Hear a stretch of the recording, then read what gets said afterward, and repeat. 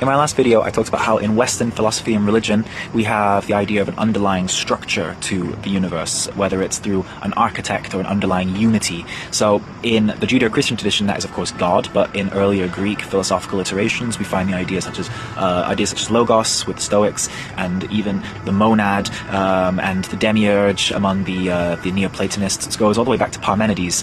But when we take away the underlying structure to the universe, we find that there is a void left. What gives anything meaning anymore? What is the purpose of everything? Because, well, everything is supposed to have a sort of a purpose, but without the idea of God there, how do we have the idea of purpose?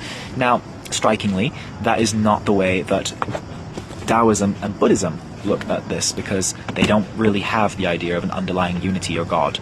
So they are much more free in terms of how they see this cosmologically. In Daoism, you have the idea of nothingness, and this is sort of like the nothing from which everything emerges. It's given a kind of a positive connotation as something which is fertile and allows things to be, because if you think about it, how can you have somethingness without nothingness? You need both in order for it to make any sense.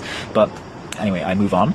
Buddhism, on the other hand, has emptiness, and this is taken to be the highest truth of Buddhism, and it basically means there is nothing which makes a thing itself which is permanent. So things are always changing and they're always moving. There's nothing that keeps a thing what it is, and well, the self and whatever we see or perceive is not really there. It's only kind of there in a sort of a weird there but not there duality that's been completely collapsed.